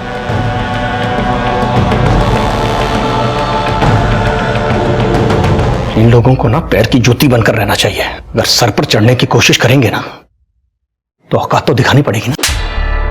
पैर की जूती? औकात? दूसरी जात वाली लड़की हमारे बाजू में नहीं बैठ सकती, हमको छू नहीं सकती, पर उसी लड़की पर बलात्कार करते वक्त, बेरहमी से उसका खून करते वक्त तुम उसको छू सकते हो? तब तुम्हारी ये सोच अचानक गायब हो जाती है। ऐसी दोगली सोच से समाज में सिर्फ हैवान पैदा होते हैं, इंसान नहीं।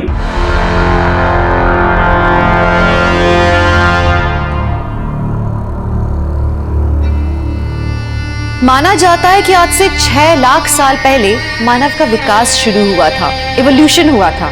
उससे पहले तक हम किसी भी आम जंगली जानवर की तरह थे।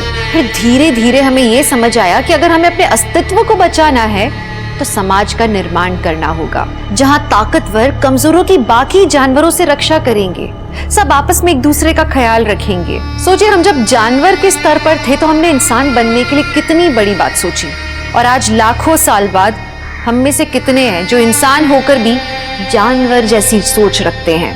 ये कहानी किसी एक राशि की नहीं है, बल्कि ये उन सब मासूम बच्चियों की है जो किसी न किसी शक्तिशाली इंसान के हाथों शोषण का शिकार बन जाती हैं। अगर किसी के पास शक्ति है तो उसे उसका इस्तेमाल करना चाहिए समाज की भलाई के लिए, न कि समाज को गर्त में धकेलने के लिए। इसी के साथ मैं दिव्यांका त्रिपाठी दहिया लेती हूँ आपसे विदा। आप देखते रहिए क्राइम पेट्रोल सतर्क। सतर्क रहिए, सुरक्षित रहिए, अपना ख्याल रखिए। जय हिंद। क्राइम पेट्रोल के और भी दिलचस्प कहानी देखने के लिए हमारे चैनल को सब्सक्राइब करें और बेल आइकॉन दबाना न भूलें।